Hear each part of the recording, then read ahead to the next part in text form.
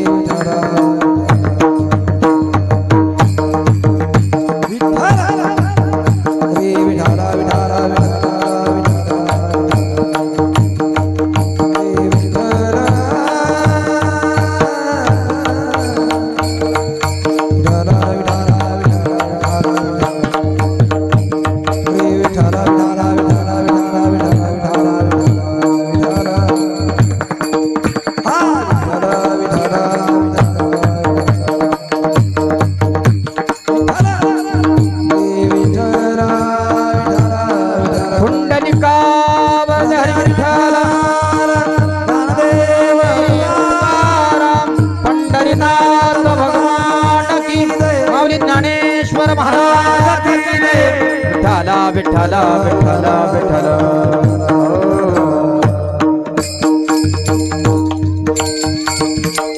याच्यासाठी केला होता अट्टहास शेवटचा दिस गोड व्हावा आता निश्चिंतीने पावलो विसावा खुंटलिया धावा तृष्णेची कवतुक वाटे झाली बेचाचे थोडा बेस आणि थोडं विको नाव मंगळाचे तेणे गुणे वा आता निश्चिंतीने पावलो विसावा खुंटलिया धावा तृष्णेची तुका म्हणे मुक्ती परिनिले तोवरी आता दिवसचारी खेडीमेडी आता निश्चिंतीने पावलो विसावा खुंटलिया धावा तृष्णेची उपस्थित प्रस्तुत प्राप्त प्रसंगी प्राप्तस्थळी निरूपणा करता निवडलेला अभंग वैराग्याचे मूर्तिमंत संत सम्राट देहूचे सुप्रसिद्ध साधू जगद्गुरु श्री संत तुकोबाराय यांचा फार नाही पण 4 चरणाचा अभंग शेवटची वेळ समाप्त करत असताना कशा पद्धतीने केली पाहिजे याचा उपदेश करणारा हा 4 चरणाचा अभंग आहे। सज्जनानो माईक बंद करा तुमचे। आपण सगळे भाविक मार्ग या ठिकाणी एकत्रित आलो याचं कारण आहे या अघटित भूतलावर तुम्ही आम्ही जन्माला आलो जाण्याकरता विधीचं विधान आहे आया है सो जाएगा आया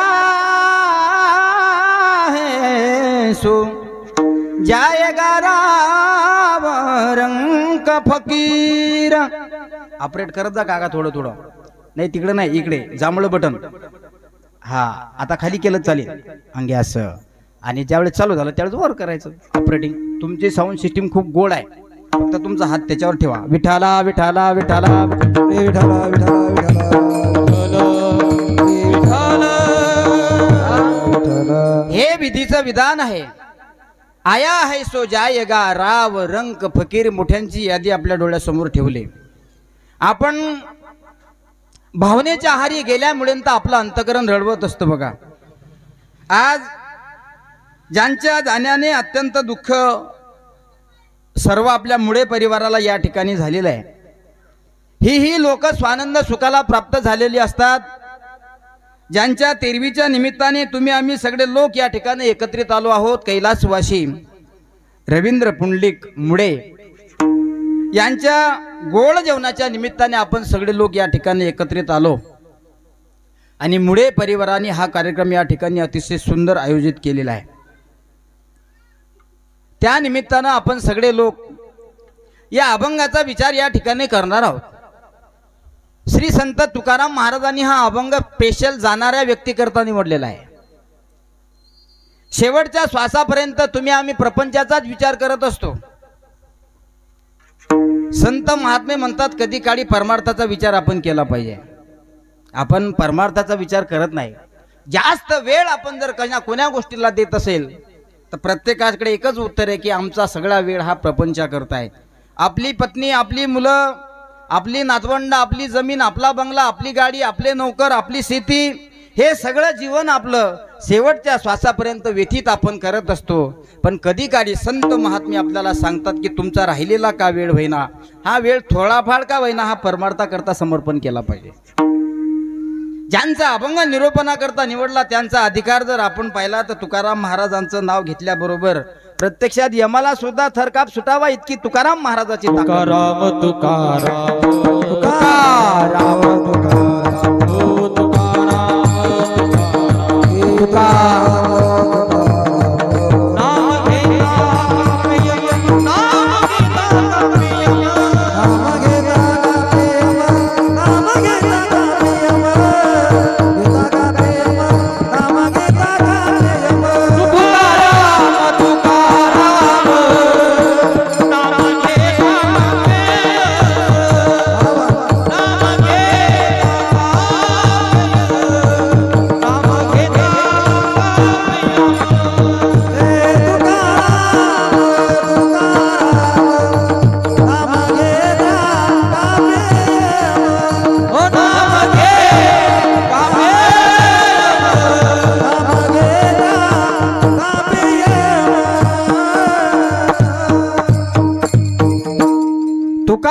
तुकाराम नाम घेता कापेयम एवढा ज्यांचा अधिकार.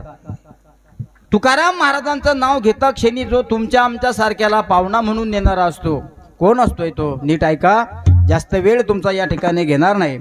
12च्या आत आपल्याला या ठिकाणी थांबायचं आहे, कारण या कीर्तनाला सुद्धा संप्रदायाचा दंडक आहे. सप्ताहात कीर्तन असेल तर 2, 2.5, 3 तास चाललं तरी हरकत नाही. काल्याच्या कीर्तनामध्ये 2 तासाच्या वर बोलता येत नाही, तिथंही नियमात दंडक असतो.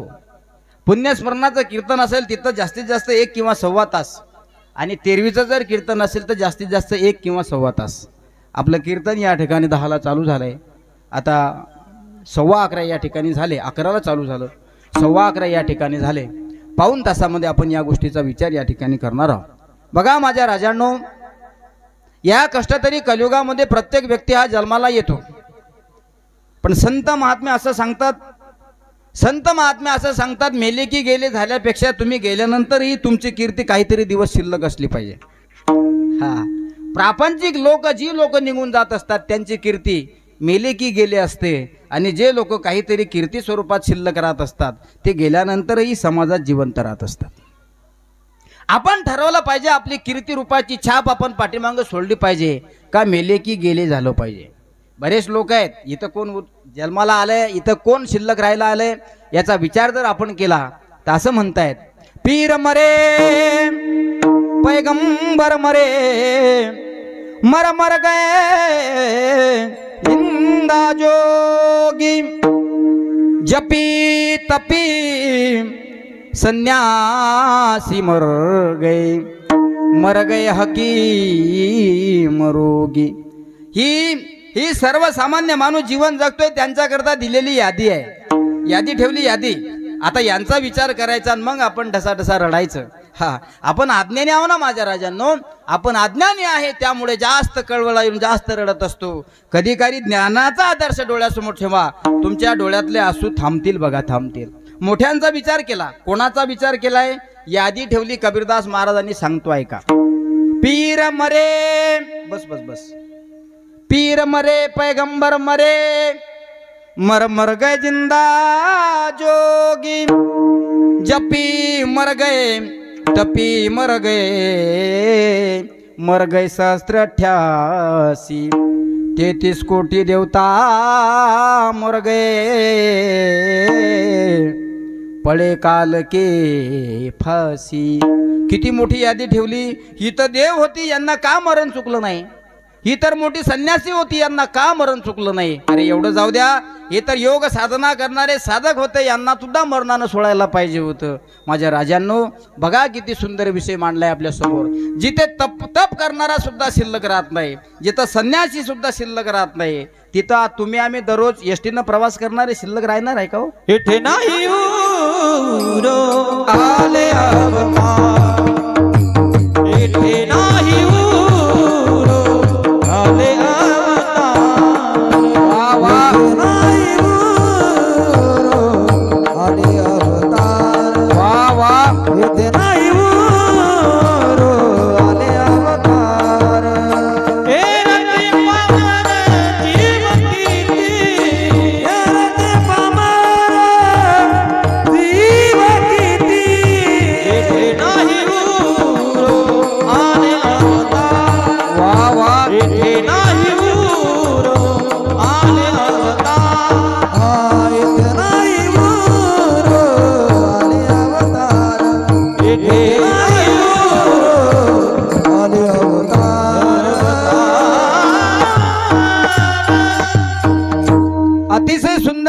सन्मान हनुमान महाराजांनी या ठिकाणी दिलंय.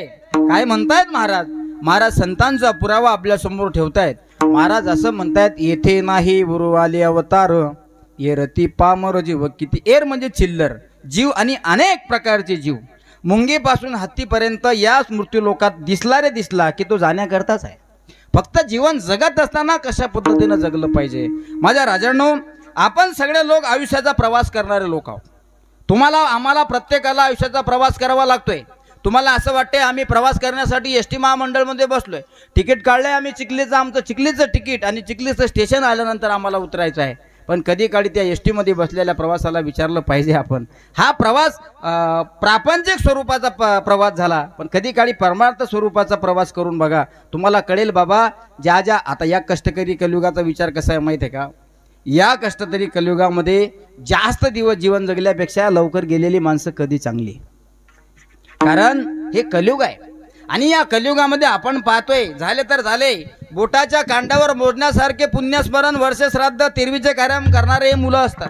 नाहीतर आई निघून गेली रे गेली, बाप निघून गेला रे गेला की मुलं सुद्धा त्यांची पाठीमागं त्यांच्या आठवणी विसरून जात असतात. पण आज सुंदर मुळे परिवाराने काकांच्या जाण्यामुळे हा जो योग या ठिकाणी घडून आणला, खरं सांगू तुम्हाला नारदाच्या गादीहून या मुलांचं करावं तेवढं कौतुक थोडं आहे. त्यांचा परिवार आहे बघा.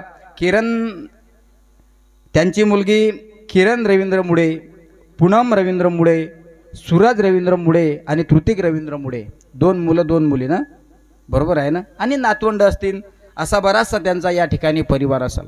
आम्ही सुद्धा महाराष्ट्र फिरत असताना बऱ्याच ठिकाणी आम्हाला हे कीर्तन करण्याचा योग येतो, ते बंद करा, बऱ्याच ठिकाणी हे कीर्तन करण्याचा योग येतो आणि आम्हाला सांगत असतात, महाराज आमच्या बाबाबद्दल असं बोला, आमच्या मुलाबद्दल असं बोला, त्यांच्या मुलीबद्दल तुम्ही असं बोला. आणि वास्तविक पाहता त्यांची इतकी फजिती झालेली असते, इतकी फजिती झालेली असते का जाणारा व्यक्ती कधी काळी सांगत असतो, बरं झालं रे बाबा सुटलो मी एकदाच. याचं कारण आहे, त्या घरामध्ये जर वैष्णव जन्माला येत असेल, त्या घरामध्ये जर माळकरी रत्न जन्माला येत असेल, तर आपण गेल्यानंतर आपलं कार्य ती माळकरी मुलं करत असतात. ही त्यांच्या जाण्याची पावती असते, पावती असते, नाही तर करत नाहीत. याला कारण एकच आहे. आता मी या ठिकाणी आल्यानंतर मला सांगितलंय की आम्ही मौनी बाबाच्या मठात शिकण्याकरता होतो म्हणून सांगितलं त्यांनी मला. ते म्हटलं महाराज तुमच्या अगोदर मी तिथं होतो, 2009 पासून मी शिक्षकाचं काम करतोय, पण तो 2007-8 या साली शिकत होता. आज ही कशाची पावती आहे? मौनी बाबाच्या पावन पवित्र दरबारामध्ये आपण शिकलात, आपण ज्ञान घेतलं आणि त्याच मौनी बाबाचे शिक्षक बाबाच्या 13वीच्या निमित्तानं कीर्तनासाठी आले. हा चमत्कार नाही तर दुसरं काय आहे? चमत्कार आहे. याचं कारण आहे तुमचं कर्म, तुमचा केलेला व्यवहार हा ठिकाणी सिद्ध करून देत असतो. म्हणून माझ्या राजांनो, तुकाराम महाराज असं म्हणतात, आम्ही सुद्धा आमच्या जीवनामध्ये अट्टहास केला होता. कशासाठी केला होता अट्टहास? अभंगाच्या पहिल्या केला चरणात. होता यासाठी केला होता अट्टहास. वा वा, यासाठी केला होता अट्टहास. यासाठी केला होता अट्टहास. यासाठी केला होता अट्टहास.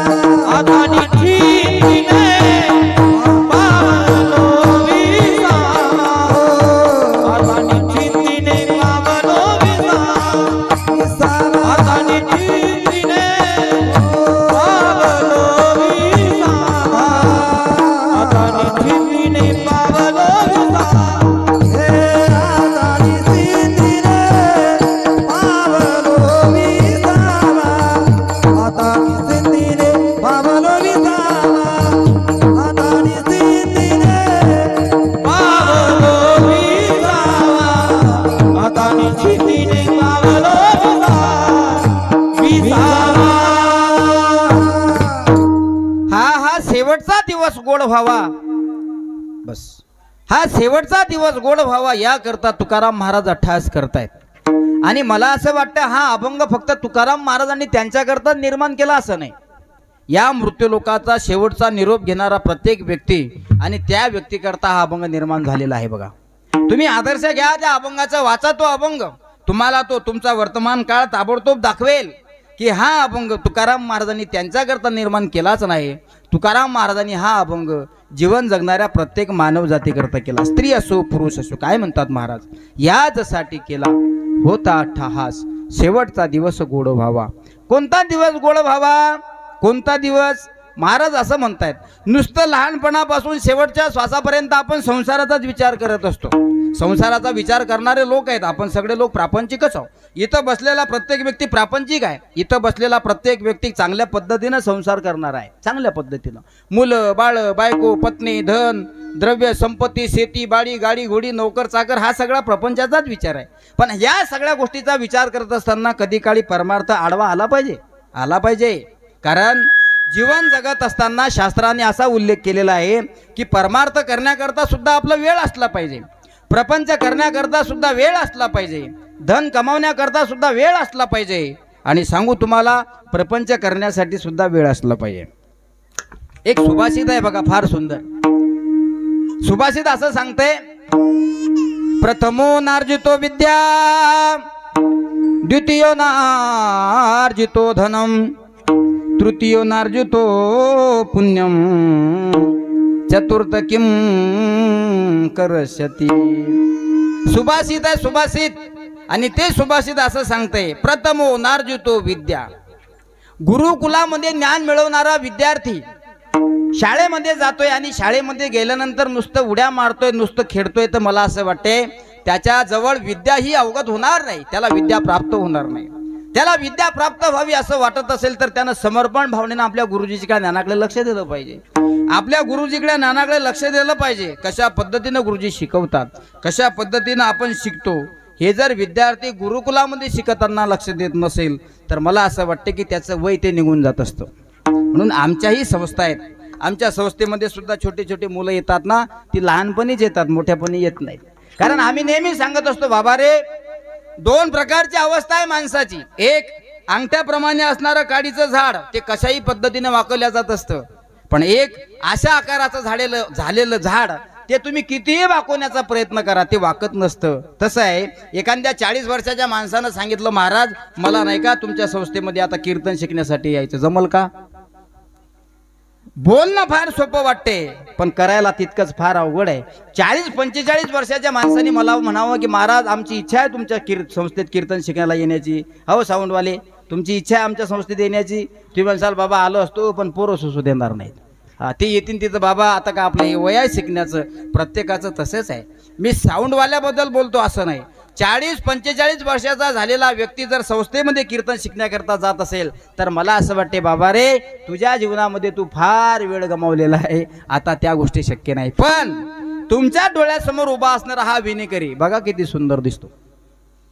हा, किती वय असेल त्याचं, 10-12 वर्षाचं लेकरू असेल ते, पण आज जर त्याच्या गळ्यामध्ये विणा आहे तर मला असं वाटतंय त्यानं जर ठरवलं तर हा विणा त्याच्या शेवटच्या श्वासापर्यंत गळ्यात साथ सोडत नाही, इतकी ताकद आहे आमच्या विण्याची. पण या वयामध्ये केलेला परमार्थ हा शेवटच्या श्वासापर्यंत जात असतो. आणि खऱ्या अर्थानं शेवटचा श्वास ज्यावेळेस आपण मोजत असतो तो दिवस तुमच्या आमच्या प्रत्येकासाठी साखरेपेक्षा गोड असतो. म्हणून तर माझे तुकाराम महाराज म्हणतात, शेवटचा दिस गोड व्हावा. आता आपण विचार केला पाहिजे कसा आहे, अहो शेवटचा श्वास मोजत असताना तरी सुद्धा तुमच्या आमच्या प्रत्येकाच्या कमरेच्या चाब्या सुटत नाहीत. मग आपला शेवटचा दिवस गोड होईल का आजी? आपला शेवटचा दिवस गोड होणार नाही, तो कारल्यापेक्षा कडू झाल्याशिवाय राहणार नाही. बघा, मायेपासून मुक्त झालं पाहिजे, अविचारापासून मुक्त झालं पाहिजे, विषयापासून मुक्त झालं पाहिजे, वासनेपासून मुक्त झालं पाहिजे. या सगळ्या विषयापासून आपण मुक्त झालो की नारदाच्या गादीवर सांगतो, तुमचा दिवस हा साखरेपेक्षा गोड झाल्याशिवाय राहणार नाही. याचा अनुभव तुकाराम महाराजांनी सांगितला. म्हणून वय असतं बघा. या मुलाला जर विचारलं आपण, ये बाबा आमच्या संस्थेमध्ये तुझी जी इच्छा असेल शिकण्याची ते तू शिकू शकतो. महाराज म्हणतात, मला हा पुरावा मान्य आहे. का? सुभाषितांनी वर्णन केलंय, श्याम महाराज वेदांनी सांगितलंय, प्रथमो नार्जितो विद्या. अर्थात 1 ते 12 वर्षापर्यंत प्रत्येक विद्यार्थी हा शिशुपाल असतो. नीट आहे का? 1 ते 12 वर्षापर्यंत प्रत्येक व्यक्ती, तो स्त्री असो की पुरुष असो, हा शिशुपाल आहे. आता तुम्ही म्हणसाल शिशुपाल म्हणजे काय? शी आणि शिव करणं हे ज्याचं काम आहे त्याला शिशुपाल असं म्हणतात. आलं तुमच्या लक्षात? हा, लहान लहान लेकरं असतात ना, कुठे कार्यक्रम करतात. लहान लहान लेकरं, आई मला सी आली, आई मला सू आली. वयाचे 12 वर्षापर्यंत हा त्यांचा प्रोग्राम सातत्याने चालू असतो. पण 12 ते 25 वर्षापर्यंत त्यांचा जीवनाचा खरा प्रवास चालू होतो. प्रथमो नार्जितो विद्या.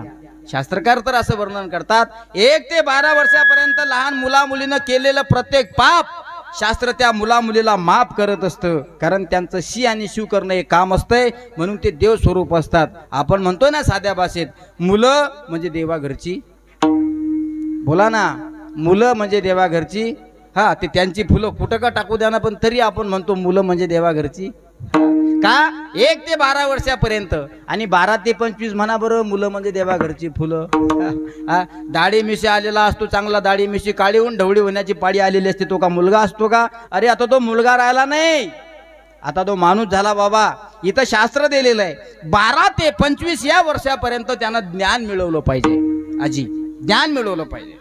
12 ते 25 ज्ञान जर त्यानं मिळवलं नाही, 25 नंतर जर अपेक्षा करत असेल मला कीर्तनकार व्हायचं, तर मला असं वाटतंय तो रिकाम्या भाकरी तोडण्याकरता संस्थेमध्ये जातो. त्याच्याकडून विकास तर होतच नाही, पण तो स्वतःची सुद्धा प्रगती करत नाही. त्याला दिलेलं अमूल्य किमतीचं जीवन तो व्यथित आणि व्यर्थ गमावल्याशिवाय राहत नाही. म्हणून वयाची मर्यादा आहे. प्रथमो नार्जितो विद्या. आता ऐका, 1 ते 25 वर्षापर्यंत त्यानं ज्ञानच मिळवलं पाहिजे. आणि दुसऱ्यांदा द्वितीयो नार्जितो धनम. 25 ते 35 वर्षापर्यंत कमीत कमी त्यानं धन कमावलं पाहिजे. पण इतकं धन कमावलं पाहिजे, इतकं धन कमावलं पाहिजे, शेजारचा धुरा आपला, शेजारचा धुरा सुद्धा आपलाच असला पाहिजे, आहे का नाही? शेजारची जागा सुद्धा आपलीच असली पाहिजे. दुसऱ्याचं बँकेतलं बॅलन्स सुद्धा आपल्याच नावानं असलं पाहिजे. भावाची प्रॉपर्टी आपल्याच नावानं असली पाहिजे. सगळी प्रॉपर्टी आपल्याच नावानं असली पाहिजे. दुसऱ्याची ती सुद्धा आपलीच असली पाहिजे. इतकं धन कमावलं पाहिजे. बरोबर आहे? अरे बाबा, बरोबर नाही. महाराज तर असं म्हणतायत, तुम्हाला धन जर कमवायचं असेल शास्त्राच्या नियमाप्रमाणे तर इमानदारीनं कमवा आणि इमानदारीनंच खर्च करा. जोडून या धना उत्तम व्यवहार, जोडून या धना उत्तम व्यवहार, जोडून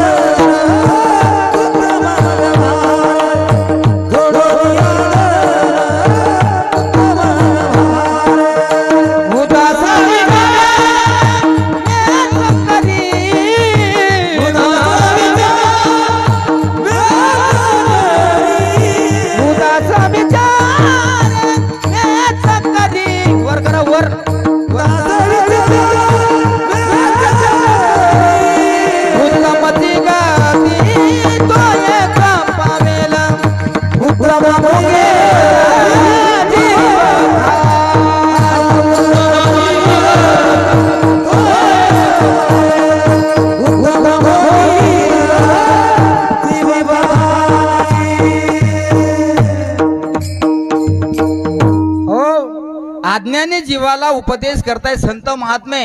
धन कमवा, कमवू नका असं नाही.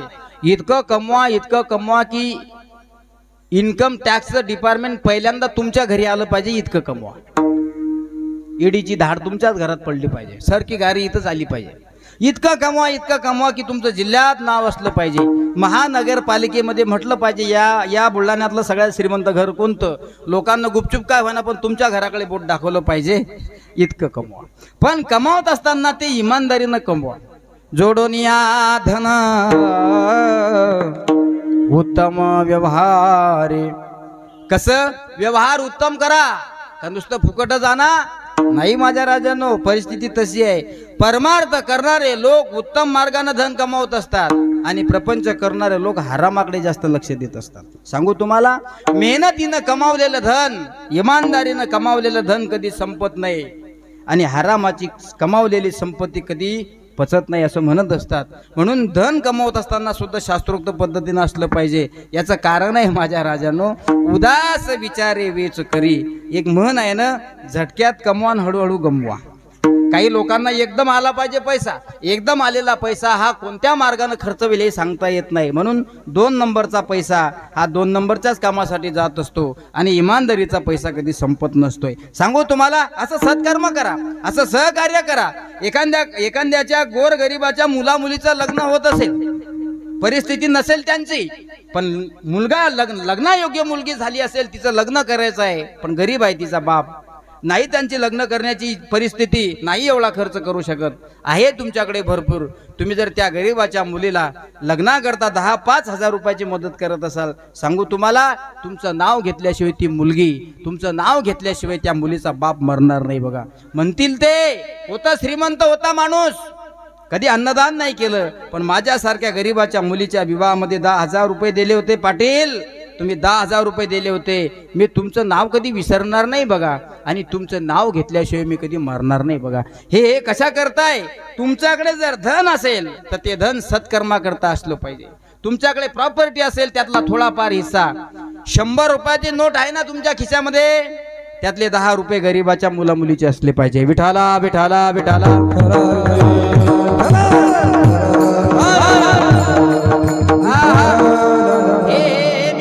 बदल बोलतो. माता वर्ग सुद्धा बहुसंख्येने उपस्थित आहे, महिला मंडळी. तुमच्याकडे सुद्धा भरपूर पैसे असले पाहिजे. माऊल्या हो, तुम्ही म्हणसाल आमच्याकडे आहेत, दाखवू का तुम्हाला? हा, इथंच खोचलेले असतात ते असे मस्त 500 रुपयाच्या पुंगळ्या करू करू करू करू ठेवलेल्या असतात. काही काही लोकांकडे पिशव्या असतात, सडक्यावर नोटा असतात, पण त्या पिशवीतच असतात. बघा, व्यवहार करायचं ज्ञान यायच्याकडे, आपल्याकडे नाही. आपण 200 रुपयाची चप्पल गेल्यानंकरता गेलो तर 210 रुपये देऊन येतो, पण माऊली 200 रुपयाची चप्पल जर असेल तर फक्त 30 रुपयाला मागतात. जाऊन पहा तुम्ही दुकानात. हा, साडीवर साडी घेण्याकरता दुकानात गेले, 500ची साडी दुकानदारांना दाखवली तर दुकानदाराला म्हणतात, बाबा देणं असेल तर दे, मला काही साडीची घेणं देणं नाही. अगोदर पसंतही करतात, तिला खूप आवडलेली असते ती साडी, पण दुकानदाराला विचारलं जातं, काय रे बाबा केवढ्याला दिली साडी? दुकानदार म्हणतो 500 रुपये. ही माऊली दुकानदारापेक्षा ती म्हणते, तुझ्यासारखे दुकानदार कितीतरी उगाळून लावले, आता लोक 150ला देशील तर दे. 500ची साडी 150ला आणि आपण 250ची चप्पल 300ला घेऊन येतो. म्हणजे खरा व्यवहार कोण केला पाहिजे? या माऊलानं केला पाहिजे. म्हणून बऱ्याच चाब्या यायच्याकडे आहेत, यायच्या चाब्या बऱ्याच यायच्याकडे आहेत. याचं कारण असं आहे, त्या व्यवहार फार चांगलं करतात. अहो, कधी मागा तुम्ही पैसे, कधी मागा तुमच्या घरातल्या पत्नीला, कधी मागा तुमच्या आईला. ती आई नाही नाही जरी म्हणेल तुम्हाला, नाही म्हणेल, पण साखरेच्या डब्यात 100-500 सापडतातच की हो. साखरेच्या डब्यात काय, गव्हाच्या डब्यात काय, अहो गव्हाच्या पिठात सुद्धा सापडतात पैसे. आम्हाला माहित आहे पैसे सापडतात. तुमची कितीही घरात कडकी असू द्या, तुमच्या पत्नीजवळ, तुमच्या आईजवळ पैसा हा निघणारच. कारण व्यवहार करायचं ज्ञान तिला जास्त दिलेलं आहे, माणसाला नाही.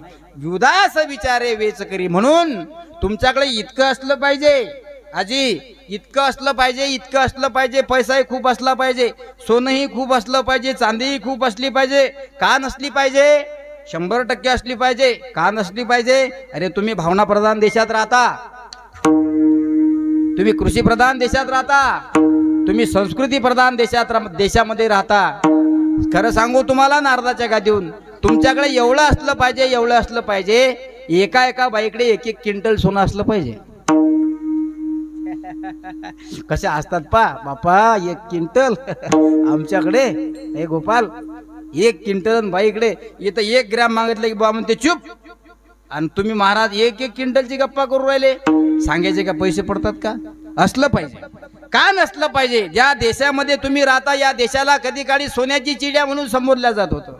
या देशामध्ये झाडं सोन्याची होती, त्या झाडाच्या डांगा सुद्धा सोन्याच्या होत्या श्याम महाराज, आणि त्या डांगेवर बसणारे पक्षी सुद्धा सोन्याचे होते. कोणीतरी फार सुंदर लिहिलंय बघा, जहा डाल डाल पर सोने की चिड़िया करती है बसेरा, ओ भारत देश है मेरा. हे तर ऐकलं ना तुम्ही? मग आता जहा डाल डाल पर सोने की चिड़िया करती है बसेरा, या भारत देशातल्या सोन्याच्या झाडाच्या डांगेवर सोन्याची चिडिया बसून गाणं म्हणत होती. मग तुमच्या पिवशीत 10-10 ग्रॅम असलं पाहिजे ना? नसलं पाहिजे का? जहा डाल डाल पर सोने की चिड़िया करती है बसेरा, ओ भारत देश है मेरा, ओ भारत देश है मेरा. है ये धरती जहाँ ऋषि मुनि जपते हरि नाम की माला। हरि ओम हरि ओम हरि ओम। यह हर बालक एक मोहन है और राधा एक एक बाला। राधा एक एक बाला। जहाँ सूरज सबसे पहले आकर डाले अपना डेरा। वो भारत देश है मेरा, वो भारत देश है मेरा। काय सुंदर वर्णन केलंय व भावगीतावाल्यांनी। या भारत देशामध्ये राहणारा प्रत्येक व्यक्ती हा गरीब नसला पाहिजे। या भारत देशामध्ये राहणारा प्रत्येक व्यक्ती हा श्रीमंत असला पाहिजे, पण त्या श्रीमंतीच्या पाठीमागे देण्याची इच्छा असली पाहिजे। विठाला विठाला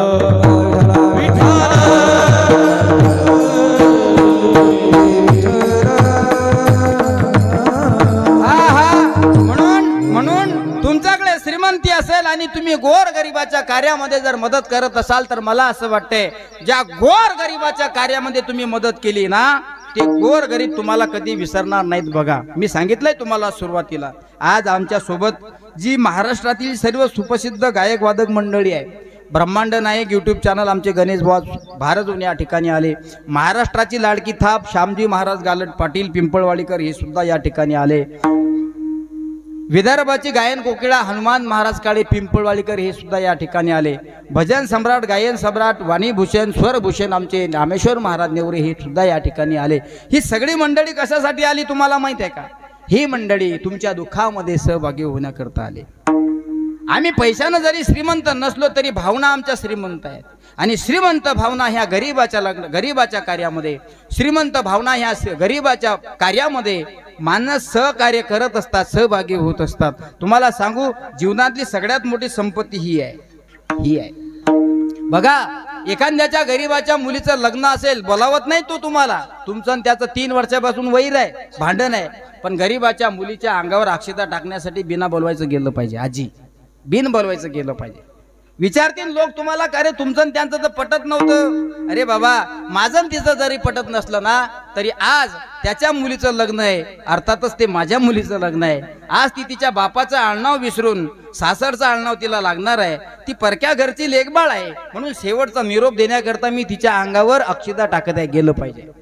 भले तुम्ही तिच्या लग्नाला गेल्यानंतर त्या लग्नात टप्पू मारून नाही आले तरी चालेल, नाही तर मग आमंत्रण नाही, बोलावलं नाही, 2 वर्ष झाले आमचं पटत नाही, बसला बादशासारखा, मग येऊ द्या बुंदी येऊ द्या भजी असं म्हणायचं नाही। गरीबाच्या घरच्या मुलीचं लग्न असेल, वैराची मुलगी आहे, तरी सुद्धा तिच्या अंगावर अक्षता टाकण्याकरता गेलं पाहिजे। श्रीमंत माणूस मरत असेल, गरीब माणूस मरत असेल, पटत नसेल त्यांचं आणि तुमचं 4-5 वर्षापासून, तरी त्याला शेवटचा निरोप देण्याकरता स्मशानात गेलं पाहिजे। विठाला विठाला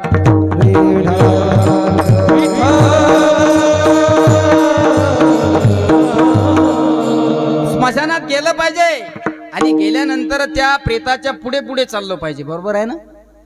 लोक मांग चालत असतात, ते पुढे चालत असतं। तुम्हाला सांगू नाही देखील ते मिळे भोग सुखाचे सोडे। श्याम महाराज माणसाच्या जीवनामध्ये 3 सोडे अत्यंत महत्वाचे आहेत। एक, जन्माला आल्यानंतर सगळ्या गावाला आनंद होत असतो, जन्म सोहळा संबोधला जातो।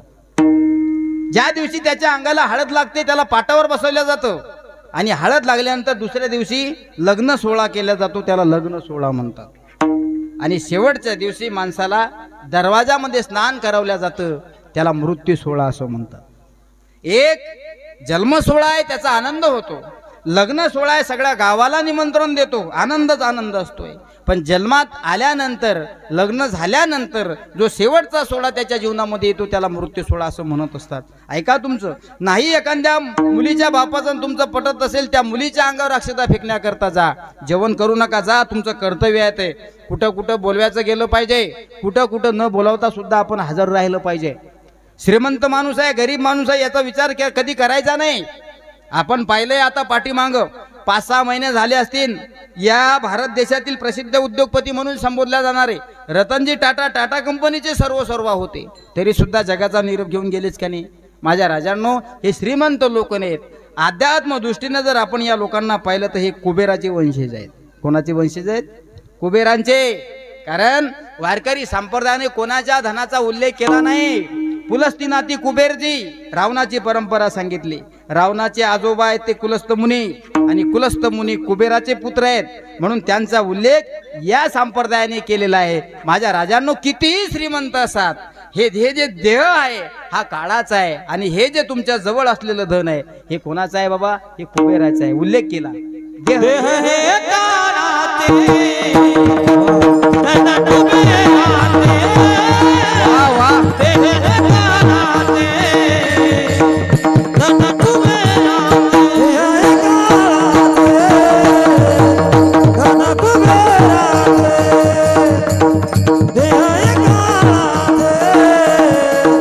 धन कुबेराचे.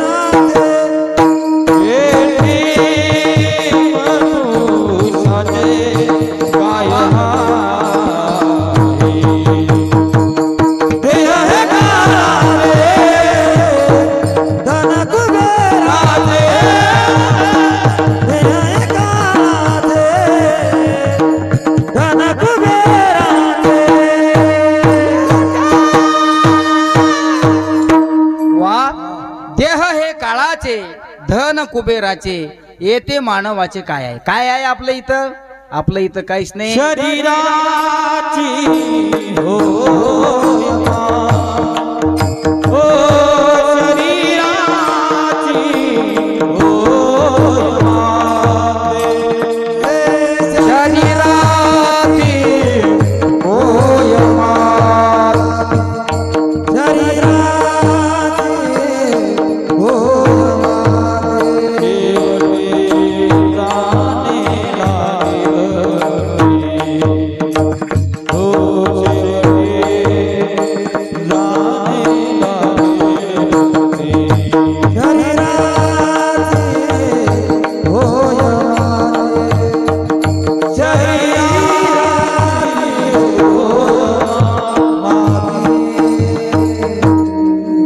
शरीराची होय माती, कोणी न ये सांगा ती या शरीराची माती होते. हे पंचतत्वात निर्माण झालेलं शरीर पंचतत्वात प्रत्येकाला विलीन करायचं आहे, करायचं आहे. मी तुम्हाला यादी दिली माझ्या राजांनो. काय दिली यादी? देह हे काळाचे, धन कुबेराचे, येते मनुष्याचे काय आहे? महाराज, हा प्रश्न आपल्या डोळ्यासमोर ठेवला. जे तो धन तुमच्याकडे आहे, तुम्ही जर ते दान करत नसेल तर नक्कीच ते कुबेराचं ठरेल.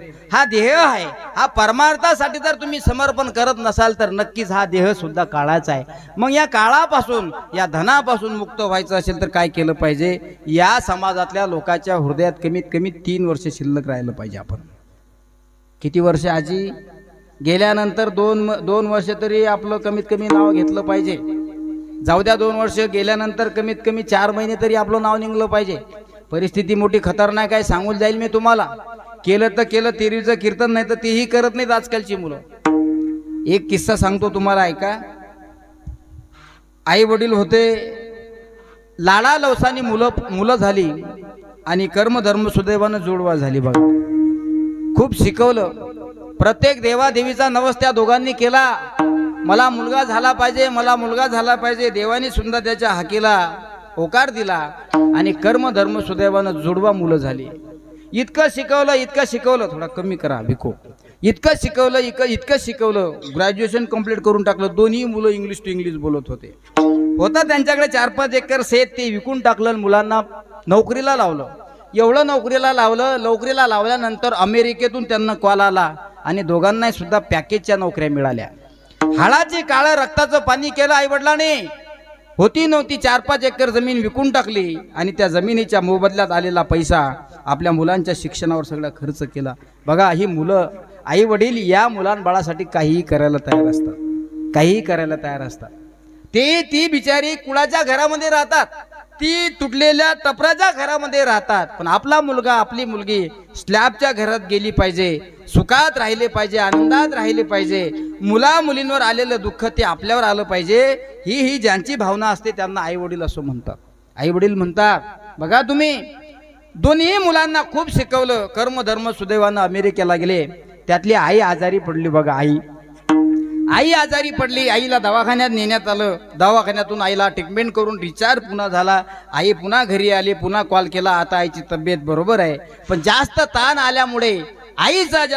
आल्यामुळे आता वडील सुद्धा बिमार पडले. वडिलांना दवाखान्यामध्ये ऍडमिट करण्यात आलं. दवाखान्यात ॲडमिट केलं. लाखो रुपये लागले तरी डॉक्टर निदान सापडत नव्हतं. डॉक्टर म्हणले आता आमच्यापेक्षा सुद्धा एक मोठा डॉक्टर आहे, त्याचं नाव देव. कधी काळी त्या देवाची उपासना करा, कधी कधी देवाची भक्ती करा. तो देवच तुम्हाला बाबा आता या दुःखातून निवृत्त करेल. कर्म धर्म सुदैवानं पाण्यासारखा पैसा लावला. हॉस्पिटलमध्ये ॲडमिट असणारे बाबा देवाच्या दारी निघून गेले, मृत्युमुखी पडले. आता बघा, मृत्युमुखी पडलेला म्हातारा यांचे अंतिम संस्कार या ठिकाणी करायचा आहे, अंतिम संस्कार करायचा आहे. म्हणून आपली पद्धत आहे सगळ्याच लोकांची. मुलगी जर दूर असेल, मुलगा जर दूर असेल तर गेल्याच ती व्यक्ती गेल्याच सगळ्यांना सूचित केलं जातं.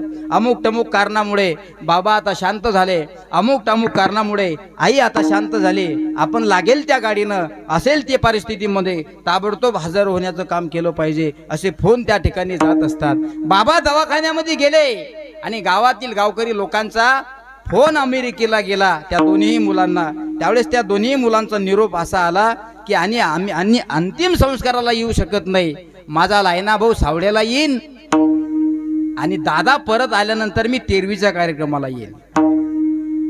तुमच्या लक्षात येतं का मी काय सांगतो? ही कोणती मुलं होती माहित आहे तुम्हाला? लाडा नवसानं झालेली. गावभर पेढे वाटले होते आजी या दोघांच्या येण्यानं.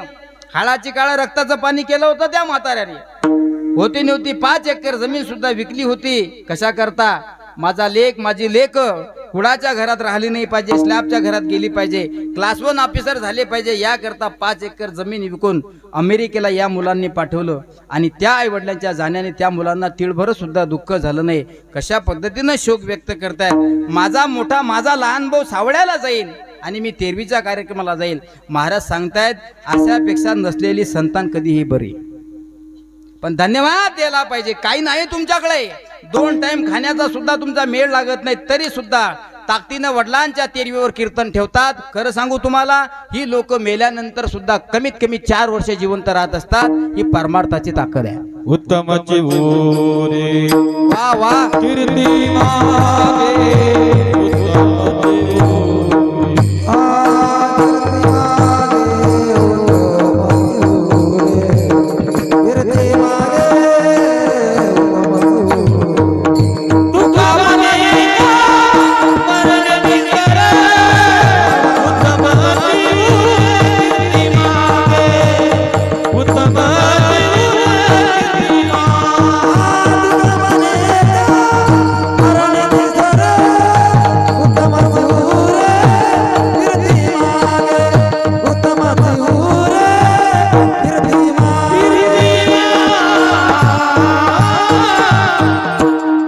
तुकाराम महाराज असं म्हणताय, तुका म्हणे एका मरण्याची सरे उत्तमची उरे कीर्ती मागे. हे सगळ्यात मोठं धन आहे, कीर्ती स्वरूपाचं धन.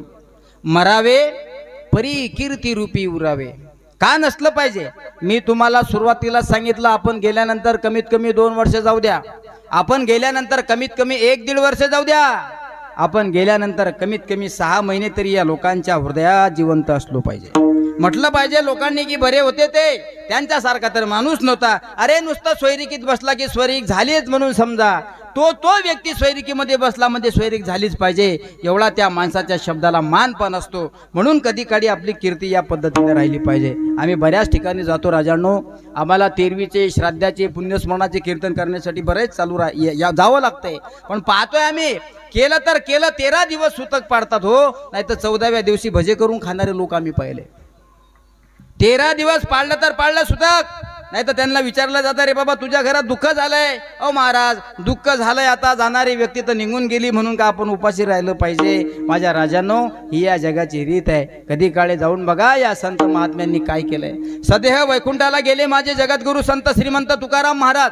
प्रयाण काले देवे विमान पाठविले, कडीच्या काळामध्ये अद्भुत वर्तविले. मानव देह घेऊन निजनामा गेले, जे जय जे सद्गुरु स्वामी तुकया दातारा. तारक तू सकळांचा जीवलग सोयरा.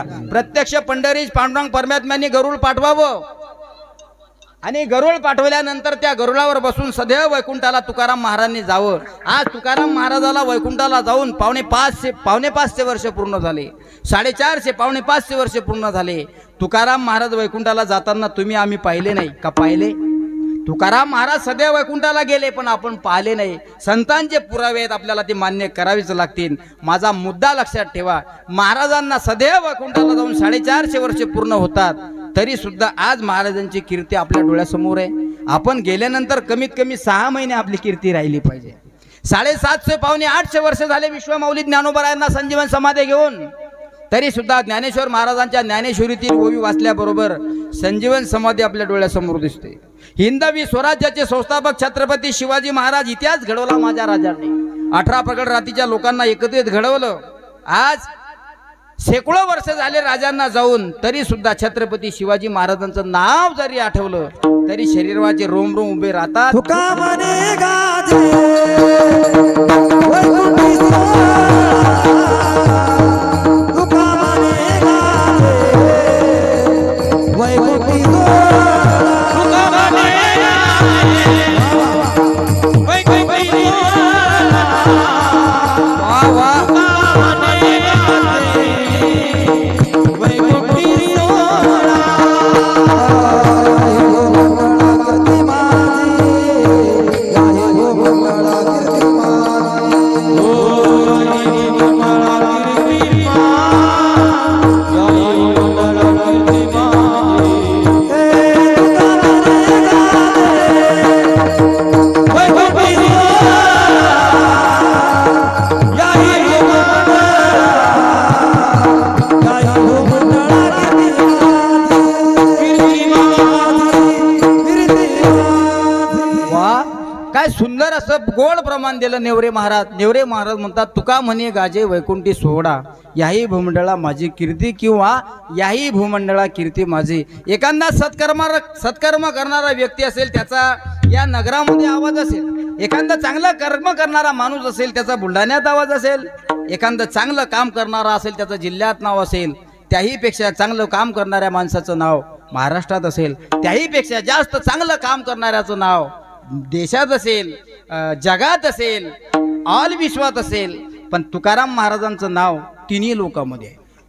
तुका म्हणे गाजे वैकुंठी सोहळा, याही भूमंडळ कीर्ती माझी. महाराज कीर्ती तुकाराम महाराजांनी अशी करून घेतली, जोपर्यंत चंद्र आहे, जोपर्यंत सूर्य आहे, तोपर्यंत या संतांची कीर्ती अजरामर आहे. जोपर्यंत चंद्र सूर्य आहे तोपर्यंत शिवाजी महाराज जिवंत आहेत. जोपर्यंत चंद्र सूर्य आहे तोपर्यंत तुकोबा, ज्ञानोबा, एकनाथ महाराज, निवृत्तीनाथ महाराज, सोपान काका, नामदेव महाराज, जनाबाई, मुक्ताबाई, बहिणाबाई, मीराबाई, सगळं संत आतापर्यंत तुमच्यामध्ये जिवंत आहेत. बस या लोकांचा आदर्श डोळ्यासमोर ठेवा, मग तुमचं जीवन जगा. म्हणून गेल्यानंतर आपण कसं गेलं पाहिजे, कमीत कमी तुमचं आमचं नाव, या लोकांचं जर 4-4 वर्ष जाऊन नाव शिल्लक राहत असेल तर आपलं 4 महिने गेल्यानंतर का राहू नये. याच्याकरता आपण काय केलं पाहिजे. महाराज म्हणतात शेवटचा दिवस गोड व्हावा. ज्या दिवशी तुमचा आमचा दिवस गोड होईल, तुम्ही आम्ही कधीतरी स्वर्गात गेल्यानंतर स्वर्गातून पाहत असाल की बाबा रे बघा ना, मला जाऊन 4 महिने आज पूर्ण झाले, तरी सुद्धा माझ्या नावाचा उल्लेख माझ्या गल्लीतले लोक करतात. बघा ना, काय माणूस होता, काय व्यक्ती होती. म्हणून आज आपल्याला या गोष्टीचं दुःख वाटते. स्वानंद सुखाला प्राप्त झालेले वैकुंठवासी रवींद्र काका मुळे आपल्याला असं वाटत असेल की हे आमच्यातून गेले, पण सांगू तुम्हाला, मरावे परी कीर्तिरूपी उरावे. आजही त्यांनी त्यांच्या जीवनात केलेला संघर्ष, त्यांच्या संघर्षातून उभारलेला हा प्रपंचाचा भला मोठा डोंगर, त्या प्रपंचाचा वटवृक्ष, आणि त्या वटवृक्षाखाली मायेच्या छायाछत्राखाली जन्माला आलेली छोटी छोटी मुलं आणि मुलं, यांच्या डोळ्यासमोर बाबांचा आदर्श आज आहे. म्हणून बाबांचं सुद्धा सत्कर्म हे अतिशय सुंदर आहे आणि बाबांचं सत्कर्म सुंदर आहे. म्हणूनच आज हा कीर्तनाचा कार्यक्रम आहे. श्रीमंत लोक खूप पैशानं श्रीमंत असतात, आत्या खूप श्रीमंत असतात, पण नुसतं जेवणाची व्यवस्था करतात. कीर्तन म्हटलं की म्हणतात आपल्याला कीर्तन नाही. मग ते विचारलं जातं का नाही. आपले बाबा माळकरी नव्हते, म्हणून आपण कीर्तन ठेवत नाही का. बाबा माळकरी होते म्हणूनच कीर्तन ठेवलं पाहिजे का. नाही माझ्या राजांनो, बाबाला ऋणातून मुक्त करायचं असेल ना तुम्हाला, तर नक्की कीर्तन ठेवलं पाहिजे. आणि बाबाला जर बाबाच्या जीवात्म्याला फटकू द्यायचं असेल तर कीर्तन नाही ठेवलं पाहिजे. कारण सांगू तुम्हाला, आजच्या दिवशी गोड जेवणाचा कार्यक्रम असते, म्हणजे खऱ्या अर्थानं 10व्याच्या दिवसापासून आपला प्रवास चालू झालेला असतो. सांगू तुम्हाला, सांगतो ऐका. ज्या दिवशी आपल्या पंचतत्वातून आत्मा निघून गेलेला असतो या शरीरातून, आणि शरीरातून आत्मा निघून गेल्यानंतर तुमचं पार्थिव शरीर तुमच्या घरामध्ये ठेवलं जातं. गरुड पुराणामध्ये फार सुंदर वर्णन आलंय श्याम महाराज. एवढं सांगतो आणि थांबतो. तुमचं पार्थिव शरीर तुमच्या घरामध्ये ठेवलं जातं. एक दिवा सुद्धा लावला जातो. दिवा लावतात का? हो का नाही? बोला ना. हो. मोठा लावतात की छोटा लावतात? अरे जो देवाऱ्यात दिवा लावला जातो तो दिवा लावला जातो. जोपर्यंत त्या पार्थिव शरीराला उचलत नाही तोपर्यंत तो दिवा चालू ठेवावा लागतो. एवढंच नाही, स्मशानातले लोक परत येईपर्यंत तो दिवा चालू राहतो. आणि तिथं त्यांचा फोटो ठेवला जातो. नंतर तयार झाल्यानंतर ऐका, ज्या वेळेस 4 खांदेकरी त्या प्रेताला खांदा देऊन पुढे प्रवास करतात त्या दिवशी आपला जीव घराच्या सपरावर असतो. वर नका पाहू, वर पाहू नका, घराच्या सपरावर असतो. गरुड पुराण ऐका, कधीतरी वाचा, तुम्हाला कळेल. त्या प्रेत आत्म्याला घरातून काढलं की त्याच्या पंचतत्वातला जो आत्मा आहे तो घराच्या सपरावर बसलेला असतो. आणि घराच्या सपरावर बसलेला असताना त्या जीवात्म्याला सगळे दिसत असतात. मुलगी दिसत असते, मुलगा दिसत असते, नितांत प्रेम करणारी पत्नी सुद्धा दिसत असते. नातवंड सुद्धा त्या गेलेल्या आत्म्याच्या समोर उड्या मारत असतात, खेळत असतात. त्याला स्पर्श करण्याची खूप इच्छा होते महाराज त्याची, पण दुर्दैव असतं त्याचं पार्थिव निघून गेलेलं असतं. आणि आत्मा मात्र वर बसलेला असतो. तो सगळं पाहतो, बोलतो तो तुमच्याशी, गप्पा करतो तुमच्याशी, पण दुर्भाग्य असतं त्याला ह्या सगळ्या गोष्टी स्थितीमध्ये केल्या जात नाहीत, त्या गुप्त स्वरूपामध्ये केल्या जातात. कधी काळी गरुड पुराण ऐका. नंतर स्मशानामध्ये गेल्यानंतर बऱ्याचशा ठिकाणी चितेला अग्नी दिल्यानंतर घागर फोडण्याचा विधी असतो. तो सुद्धा विधी आहे. पण काही ठिकाणी 10व्या दिवशी घागर फोडल्या जाते. मग कर्म धर्म सुदैवानं सावळ्यापासून नेण्यापासून तर 10व्या दिवसापर्यंत त्या प्रेत आत्म्याला त्याच ठिकाणी राहावं लागतं. आणि पुन्हा 10व्या दिवशी पिंडाचा कार्यक्रम करण्याकरता तो जीव ज्या मार्गानं 4 लोकांच्या खांद्यावर आपली बॉडी गेलेली असते, शरीर गेलेलं असतं, तो सपरावर असलेला जीव त्यांच्या पाठीमागे प्रवास करत असतो 10व्या दिवसापर्यंत. आणि 10व्या दिवशी त्या ठिकाणी घागर फुटली, तो पिंडदान झाला की सपरावरचा जो आत्मा आहे तो स्मशानातून मार्गस्थ होत असतो. 1 वर्षापर्यंत. पुढे ऐका, स्मशानातून मार्गस्थ होत असतो. मग ती विधी त्यांची चालू झाल्यानंतर तुम्हाला सुद्धा एक विधी करावी लागते. कोणती? 1 वर्षापर्यंत तुम्हाला त्याचं पात्र टाकावं लागते घरात. 1 वर्षापर्यंत. आता तो विधी सुद्धा अत्यंत महत्वाचा आहे. तुम्ही ते पात्र करत असताना त्या गेलेल्या व्यक्तीच्या नावानं पात्र करता. घरामध्ये 5 लोक जेव घालता, ते सुद्धा आनंदानं जेव घातले पाहिजे. ते जर तृप्त होऊन जात असतील तर तितक्याच जोऱ्यानं तो प्रवास करत असतो. आणि जर तुम्ही घरामध्ये भांडण तडण करून राग जर कोणाला अन्नदान देत असाल तर तो सुद्धा तितकाच लांबणीवर त्याचा प्रवास जात असतो. हा 360 ते 365 दिवसाचा त्याचा प्रवास असतो. कोणाकरता सांगतोय मी? वारकरी संप्रदायाच्या लोकांकरता सांगतोय मी. 10व्या दिवसापासून त्याच्या शरीरातला आत्मा मुक्त होतो, तो प्रवासाला लागतो. प्रत्येक महिन्याच्या तारखेला त्याच्या नावाचं पात्र घालावे लागते. आणि ते पात्र खाऊन तृप्त झाल्यानंतर तो आत्मा पुढील प्रवासाकरता मनमोकळ्या मनानं प्रवास करत असतो. आणि एखाद्या वेळेस जर त्याचं पात्र थांबलं तर तितक्या दिवसानं लेट तो त्या ठिकाणी पोहोचत असतो. आणि कर्मधर्म सुदैवानं प्रत्येक पुण्यस्मरणानिमित्त अर्थात त्याच्या 1 वर्षापर्यंत त्याचा तो प्रवास त्या ठिकाणी चालू असतो. आणि ज्या दिवशी त्याचं पुण्यस्मरण असतं, ज्याला आपण गावरान भाषेमध्ये वर्षश्राद्ध असं म्हणतो, वर्षश्राद्ध, त्या दिवशी पंचपक्वान्नाचं जेवण केलं जातं. त्या गेलेल्या पिंडाला, त्या गेलेल्या जीवात्म्याला नैवेद्य दाखवला जातो. तेव्हा त्याची खरी जागा वर ठरवल्या जाते. जर त्याच्या जाण्यानं गावामधील तेरवी निमित्त जर कीर्तन होत असेल तो देवदूत आहे. आणि त्याच्या जाण्यामुळे जर गावामध्ये कीर्तन प्रवचन होत नसेल तर तो यमाचा दूत आहे. हे वर गेल्यानंतर ठरवलं जातं. मी तर आताच तुम्हाला असं सांगेल की वैकुंठवासी रवींद्र काका मुळे यांच्या जाण्यामुळे यांचा प्रवास तर या ठिकाणी सुरू झालेला आहे. पण आज मी नारदाच्या गावातून तुम्हाला सांगतोय, त्यांच्या तेरवीच्या निमित्तानं आपण सगळ्यांनी या ठिकाणी कीर्तन आयोजित केलं ना, नक्कीच ते देवाच्या चरणावर वास करतील. ही या कीर्तनाची ताकद आहे. पुण्यवंत भावे ही या कीर्तनाची ताकद आहे. आणि जर आपल्या कीर्तनाच्या माध्यमातून खरं सांगू, जर कीर्तन होत नसेल तर ते यमाचे दूत आहेत. हा सर्व विधी प्रत्येकाच्या जीवनामध्ये असतो माझ्या राजांनो. याकरता अतिशय सुंदर असं नियोजन यांनी केलेलं आहे. मी तर असं सांगेल की या मुळे परिवारावर हा दुःखाचा डोंगर कोसळला, पण माझ्या राजांनो दुःख व्यक्त करून काही उपयोग नाही. आज ते काका गेलेत, उद्या आपल्याला सुद्धा जायचं आहे. कारण येथे नाही उर्वाली अवतार, येरती पामर जीव किती किंवा आजा मेला पंजा मेला बाप मसना गेला. आजा मेला पंजा मेला बाप म्हसना गेला. देखत देखत नातू पंतू तोही तैसा झाला. देखत देखत नातू पंतू तोही तैसा झाला. उठा उठा जागा पहाटे भय आले मोठे. आजाव मेला, पंजा मेला, बाप म्हसना गेला. देखत देखत नातू पंतू तोही तैसा झाला.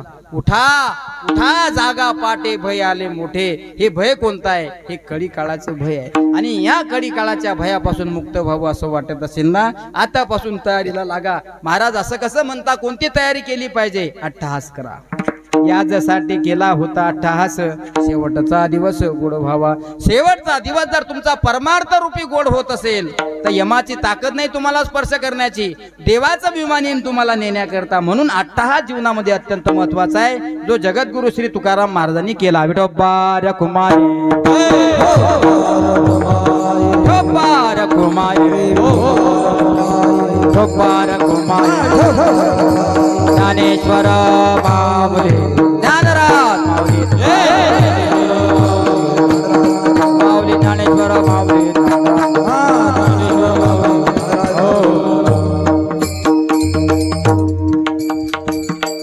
संतांनी जे अभंग कवित्व करून ठेवले हे वैयक्तिक त्यांच्याकरता नाहीतच आहे, हे समाजाकरता समर्पण केलेले आहेत. समाजाच्या सेवेमध्ये समर्पण आहेत. ज्याला ज्याला या अभंगाचा आदर्श घ्यावा असा वाटत असेल त्याने नक्की घेतलं पाहिजे. हा अभंग काही नुसतं तुकाराम महाराजांसाठी नाही. तुकाराम महाराजांनी सांगितलं, आम्ही आमच्या जीवनामध्ये अट्टहास केला होता. आम्हाला नेण्याकरता पंढरीच्या पांडुरंग परमात्म्यांनी विमान पाठवलं, गरुड आला होता आम्हाला नेण्याकरता. म्हणून आपण जर आपल्या जीवनामध्ये अट्टहास करत असाल, कमीत कमी प्रेमानं माणसं जोडत असाल, प्रेमाने माणसं जुटल्या जात असतील तर आपल्याला नेण्याकरता कमीत कमी हजारो लोक येतील. कारण माणूस गेल्यानंतर माणसाच्या केलेल्या कर्माची पोचपावती स्मशानात जाणारा हा समाज असतो. बघा, समाज तुम्हाला उचललं रे उचललं की लोक चर्चा करत असतात, चांगले होते.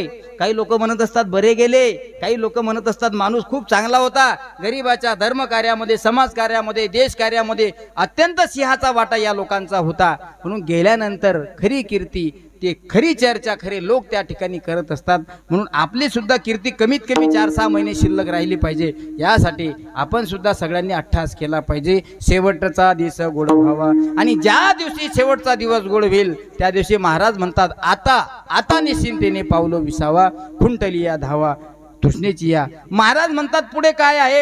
कौतुका वाटे झाली या वेचाचे, नाव मंगळाचे तेरे गुन्हे. तुकाराम महाराज असं म्हणतात, मी या समाजाला सातत्याने सांगत होतो पण तरी सुद्धा मला या लोकांचं कौतुक वाटतं. सांगून ऐकत नाहीत, सांगूत ऐकत नाहीत, त्यामुळे मला या लोकांचं कौतुक वाटतं. अरे बाबांनो. आणि पुढे म्हणतात, तुका म्हणे मुक्ती परिनिली नोवरी, आता दिवस चारी खेडे मेळे. महाराज म्हणतात, मी सांगतोय बाबा, शेवटचा दिवस गोड झाला पाहिजे अशी माझी इच्छा आहे. पण एवढं सांगून जर तुम्ही ऐकत नसाल तर मला तुम्ही सांगितलेल्या गोष्टीचं कौतुक वाटते. कशा करता? अरे तुम्ही परमार्थ जर करत असताना तर मुक्ती तुमच्या खिशामध्ये दासी म्हणून काम करेल, फक्त तुम्हाला ऐकावं लागेल. माझ्या राजांनो, आज या मुळे परिवाराने या ठिकाणी हा कार्यक्रम घडून आणला. बघा, बाबांच्या जाण्याने आपल्या सगळ्यांना दुःख आहेच. आमचा वारकरी संप्रदाय सुद्धा तुमच्या दुःखामध्ये सहभागी आहे. आम्ही तुमच्या दुःखामध्ये सहभागी होण्याकरताच या ठिकाणी आलो. पण कीर्तन ठेवणं हे सौभाग्याचे लक्षण आहे आणि कीर्तन ठेवणं ही वडिलांना गेल्यानंतर मुक्त करण्याची लक्षण आहेत. मी तर असं म्हणेल की बाबा जात असताना, प्रवास करत असताना कधी काळी वरून पाहत असतील की अरे, मी असं ठरवलं सुद्धा नव्हतं की मी गेल्यानंतर कीर्तन ठेवा, पण माझ्या मुलांनी, माझ्या माळकरी मुलामुलींनी घरातील सल्ला घेऊन आज माझ्या तेरवी निमित्त कीर्तन ठेवलं. ही पंडित पांडुरंग परमात्मा या मुलांना अशी सद्बुद्धी दे की जीवनात शेवटच्या श्वासापर्यंत तुमच्याकडून परमार्थिक कार्य घडत राहो. म्हणून आज काकांच्या जाण्याने मुळे परिवारावर दुःख आहे. या दुःखाच्या डोंगरातून त्यांना निवृत्त होण्याकरता पंढरीश पांडुरंग परमात्मा त्यांना शक्ती देव, एनर्जी देव. आणि अशीच सदिच्छा मी या ठिकाणी व्यक्त करतोय. आणि झालेली कीर्तन सेवा शब्द सुमनाने एक भावपूर्ण श्रद्धांजली म्हणून या ठिकाणी समर्पण करतोय. माझ्या कीर्तनासाठी महाराष्ट्रातील सर्व दिग्गज मंडळी आहे. गालट महाराज असतील, काळे महाराज असतील, नेवरे महाराज असतील आणि ब्रह्मांड नायक यूट्यूब चॅनल आमचे भारतचे गणेश महाराज असतील, ही सगळी मंडळी या ठिकाणी उपस्थित आली. सोनेवाडीची छोटी छोटी टाळकरी मंडळी ही सुद्धा या ठिकाणी उपस्थित आहे. आणि साऊंड सिस्टीम सुद्धा अतिशय सुंदर आहे. मी म्हणणार नाही पण तरी मला असं वाटतं की एकदा यांच्याकरता जोरदार टाळ्या वाजवा तुम्ही. कारण हे कीर्तन काही आनंददायी कीर्तन नाही, हे समर्पण भावनेचं कीर्तन आहे. सप्ताहाचं कीर्तन असलं तर मन मोकळ्या मनानं हसवल्या जातं, काल्याचं कीर्तन असलं तर मन मोकळ्या मनानं